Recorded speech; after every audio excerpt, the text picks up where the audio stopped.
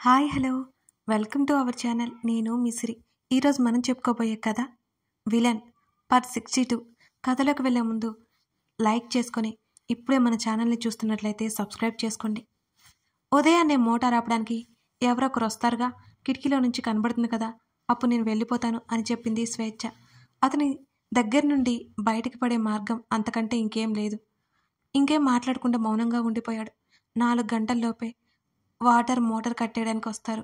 ఎవరికంటా పడకుండా స్వేచ్ఛని ఇంటికి చేర్చాలి అనుకున్నాడు రక్షిత్. నువ్వు పడుకో, నేను ఉదయాన్నే నిద్ర లేపుతాను అన్నాడు అతను. పర్వాలేదు. ధాన్యపు గోనసంచి మూట మీద కూర్చుంది. ఆరెంజ్ కలర్ బెడ్ లైట్ వెలుగుతోంది. చాలాసేపటికి బయటకు చూస్తుండిపోయాడు రక్షిత్. అతడి వైపే చూస్తూ నిద్రకు తూగుతోంది స్వేచ్ఛ. అలా 2 సార్లు గోడకు తల పొడుచుకుంది. సరిగ్గా లేచి కూర్చొని అతడు తనను చూశాడేమోనని చూస్తే అక్కడ పట్టించుకున్నట్టే ఉన్నాడు రక్షిత్. ఆ మూట మీద కూర్చొని అతన్నే చూస్తూ ఎప్పుడు నిద్రపోయిందో తనకే తెలీదు. గబుక్కున మూట మీద నుంచి కింద పడింది నిద్రలోనే స్వేచ్ఛ. వెనక్కి తిరిగి చూశాడు. శబ్దం అవడంతో రక్షిత్ కింద పడి కళ్ళు నులుముకుంటూ కనిపించింది స్వేచ్ఛ. నవ్వకుండా ఉండలేకపోయాడు రక్షిత్.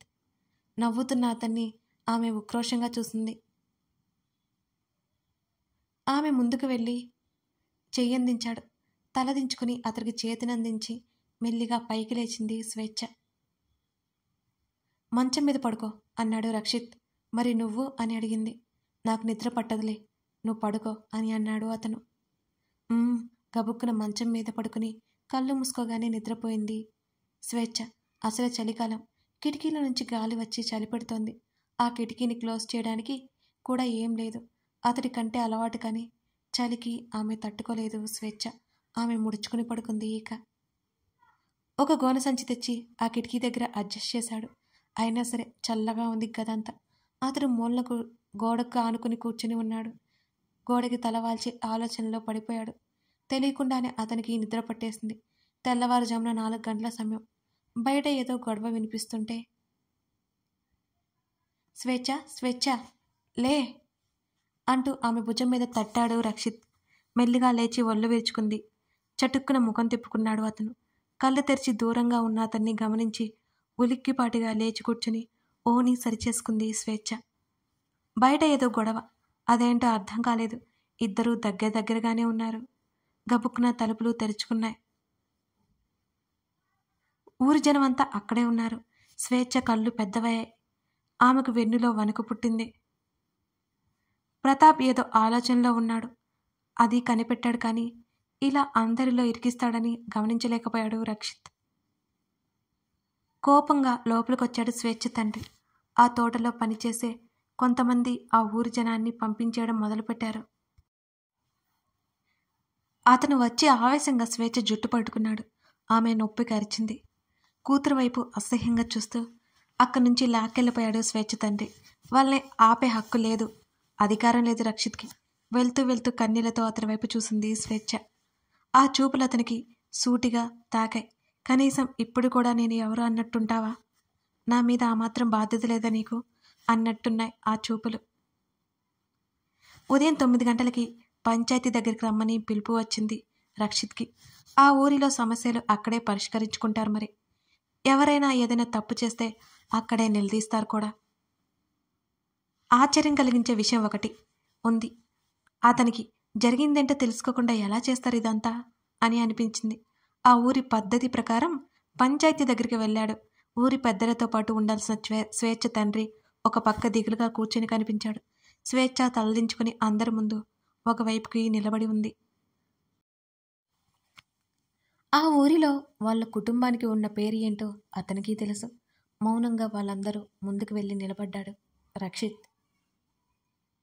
పెళ్లి కాకముందే ఒక అమ్మాయి అబ్బాయి తప్పుడు ఆలోచన చేయడం ఈ ఊరి ఆచారాలకు పద్ధతులకు విరుద్ధం అని ఆ ఊరి పెద్ద చెప్పాడు. నేనేం తప్పు చేయలేదు, కంగుమని వినిపించింది రక్షిత్ స్వరం.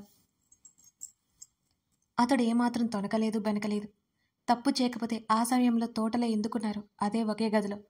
వాళ్ళు ఆ ప్రశ్నలు అడుగుతుంటే చచ్చిపోవాలనిపించింది స్వేచ్ఛకి. అక్కడ ఏం జరగలేదంటే మీకు అర్థం కావడం లేదా అంటూ జరిగిన విషయం చెప్పాడు రక్షిత్. ఏ ఒక్కరూ నమ్మలేదు. కథలు చెప్తున్నావా అన్నట్టు చూశారు అతని వైపు. వాళ్ళని ఎలా నమ్మించాలో అర్థం కాలేదు అతనికి. నా కూతురు ఎలాంటిదో మీకు తెలుసు. వీడే ఏదో చేసి ఉంటాడు. పని కోసం వస్తే పని ఇచ్చి పోషిస్తుంటే అన్నం పెట్టిన ఇంటికే ఎసరు పెట్టాడు. దయచేసి ఒకసారి నా కూతుర్ని దృష్టిలో పెట్టుకోండి వేడుకున్నాడు స్వేచ్ఛ తండ్రి వాళ్ళని. వాళ్ళు ఏమి శిక్ష విధిస్తారో ఆయనకి బాగా తెలుసు.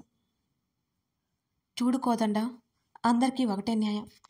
మన అమ్మ ఎలాంటిదైనా తప్పు జరిగిపోయిన తర్వాత మనం ఏం చేయలేం అంటున్న ఆ ఊరి పెద్ద ఎవరికో సైగ చేయగా అమ్మవారి గుడి దగ్గర నుంచి పసుపు తాడు తెప్పించాడు. ఏం చేస్తున్నారు మీరు? ఏమీ జరగలేదంటే అర్థం కావడం లేదా మీకు? చేసిందంతా ఆ ప్రతాప్ గాడైతే మమ్మల్ని ఎందుకు ఇలా కట్టడి చేస్తున్నారు మీరు? ఆవేశంగా ముందుకు వచ్చి అరిచాడు రక్షిత్. వెంటనే రక్షిత్ దగ్గరికి వచ్చి చెంప చెల్లుమనిపించాడు స్వేచ్ఛ తండ్రి. బలవంతంగా కోపాన్ని అణుచుకుంటూ చూశాడు. నిప్పులు చెరిగే కళ్ళతో ఆయన వైపు చూశాడు రక్షిత్. ఇప్పటికే మీరు చేసింది చాలు. మర్యాదగా వాళ్ళు చెప్పినట్టు చేయి, లేకపోతే ఊరి నుంచి వెళ్ళిపోవాల్సి వస్తుంది. నా కూతురు కూడా నీకు పని ఇచ్చి కూడు పెట్టిన పాపానికి జీవితాంతం నా ఇంట్లోనే ఉంచేసుకుంటాను అని అన్నాడు కోపంగా. మీరేం మాట్లాడుతున్నారో మీకు అర్థమవుతుందా? నాలాంటి వాడికి మీ కూతుర్నిచ్చి పెళ్లి చేస్తారా? ఏముంది, నాకు ఏం లేదు. మీరు చూసింది నిజం అనుకుంటున్నారు, కానీ అక్కడ ఏం జరగలేదు. మీకు ఎలా చెప్తే అర్థమవుతుంది? అసలు ఎందుకు అర్థం కావట్లేదు మీకు అని గట్టిగా అరిచాడు రక్షిత్. నా కర్మకాలి మహారాణి లాంటి నా కూతురిని నీకిచ్చి పెళ్లి చేయాల్సి వస్తుంది. అక్కడ ఏం జరగలేదని నిరూపించు. మరి మీ ఇద్దరు ఒకే గదిలో ఉండడం నిజం కాదా? అది రాత్రంతా ఉండడం నిజం కాదా? ఆవేశంగా అరిచాడు స్వేచ్ఛ తండ్రి. స్వేచ్ఛ కళ్ళలో నీళ్ళసలు ఆగట్లేదు. తల వంచుకొని వెక్కిళ్ళు పెట్టి మరీ ఏడుస్తుంది. ఆ విషయం తెలిసిన తర్వాత స్వేచ్ఛ తల్లి కళ్ళు తిరిగి పడిపోయింది. ఆమె ఇంకా లేవనే లేదు. తనే తప్పు చేయకపోయినా ఏదో చూసిన దానికి ఎందుకు ఇలా అంటున్నారు? చిన్నప్పటి నుంచి చూస్తున్నారు కదా తన్ని. అందరూ తన ఊరి వాళ్ళే కదా. ఎందుకు తన్ని అర్థం చేసుకోవట్లేదు? స్వేచ్ఛ మనసు బాధగా మూలుగుతోంది. లిక్విడ్ ఫుడ్ ఇస్తున్నారు రవలికి. తల్లితో మాట్లాడుతూ అక్కడే గడిపేశాడు అభయ్. ఆఫీస్కి టైం అవుతుందని తన తల్లికి చెప్పి అక్కడి నుంచి జ్ఞాన గదిలోకి వచ్చాడు. తన డ్రెస్ టాప్కి బెల్ట్ అడ్జస్ట్ చేసుకుంటోంది జ్ఞాన. వెనక నుంచి ఆమెను హత్తుకున్నాడు అభయ్. అయిపోయింది అంది జ్ఞాన. ఈరోజు ఆఫీస్కి అవసరమా అని అన్నాడు గారంగా అభయ్. ఇంట్లో ఉండి ఏం చేస్తావు అని అడిగింది జ్ఞాన. మిర్రర్లో తను తానొకసారి చూసుకుంది. మీకు తెలియదా? ఆమె మెడవంపులో ముఖం దాచుకున్నాడు. అభి, లీవ్ మీ. అతని చేతులు దాటికి మెల్లిగా వచ్చింది ఆమె స్వరం. ఉఫ్, నైట్ వేస్ట్ అయింది. ఈ డే కూడా వేస్ట్ అవ్వాలా అనే దీనంగా ముఖం పెట్టి మిర్రర్ల నుంచి ఆమె కళ్ళల్లోకి చూశాడు అభయ్. ఈరోజు నైట్ వేస్ట్ చేయొద్దులే అని అతన్ని వదిలించుకొని బ్యాగ్ తీసుకుంది జ్ఞాన. ప్రామిస్. ఆమె చేతిని లాక్కుని మరీ చేతిలో చేయి వేయించుకున్నాడు అభయ్. ఇలాంటి ప్రామిస్ని నేనెక్కడా చూడలేదు బాబు అంది జ్ఞాన నొసలు ముడివేసి. ఇప్పుడు చూడండి మేడం, ఎవరొద్దన్నారు అంటూ విజిల్ వేసుకుంటూ హెయిర్ సెట్ చేసుకుంటున్నాడు అభయ్. నవ్వుకొని వెళ్దాం పదా, అసలే చాలా వర్క్ ఉంది అని అంది జ్ఞాన. జ్ఞానతో పాటు ఆఫీస్కి బయలుదేరాడు అభయ్. అయినా ఈ ఆఫీస్ లైఫ్ పరమ బోర్. కార్ డ్రైవ్ చేస్తూ ఆమె వైపు ఒకసారి చూశాడు. ఫోన్ నుండి తల ఎత్తి అతని వైపు చూసి అదేంటి అని అడిగింది. పదే పదే వర్క్ చేయాలంటే నాకు పరమ బోరింగ్గా ఉంది. మీకు లైఫ్ లాంగ్ తప్పదు. ఐ పిటి యూ అన్నాడు పెదవి విరుస్తూ అభయ్. అంత సీన్ లేదు మిస్టర్ అభయ్. త్వరలో నా ప్లేస్లో నువ్వుండబోతున్నావు అన్నమాట. ఈ ఆఫీస్ బాధ్యతల నుంచి నేను పూర్తిగా తప్పుకుంటానన్నమాట. నా ప్రొఫెషన్ వేరే, అది నువ్వు గుర్తించాలన్నమాట అని కన్నింగా నవ్వింది జ్ఞాన. వాట్? కారు సడన్ బ్రేక్ వేశాడు Abhay. Yes mister crazy man అని నవ్వుతూ అతని బుగ్గలాగింది జ్ఞాన. ఆఫీస్ రావడంతో ఇద్దరూ దిగి లిఫ్ట్ వైపుకి నడిచారు. నా వల్ల కాదు బాబోయ్ ఈ బాస్ బాబులు, నా వల్ల కాదు బాబో, నేను తాతయ్యకి చెప్పేస్తాను ఈ జాబులు నాకొద్దు అని అన్నాడు గాబరాగా. ఇంకో నెల అంటే 4 రోజులు మాత్రమే ఉంటాను, ఆ తర్వాత నువ్వే చూసుకోవాలి. మీరేం చేసుకుంటారో మీ ఇష్టం నిర్లక్ష్యంగా అంది జ్ఞాన. అన్యాయం, నేను అసలు ఒప్పుకోను. ఆమె వెనుకే క్యాబిన్లోకి వెళ్ళాడు అభయ్. ఇదంతా నీ రెస్పాన్సిబిలిటీ. నేను ఏదో గెస్ట్లా వచ్చి అలాగే వెళ్ళిపోతాను మిస్టర్. ఫ్యూచర్లో సీఈఓ నువ్వే. కన్ను కొట్టింది జ్ఞాన. అన్యాయం, కుట్ర, దారుణం, మోసం ఇది.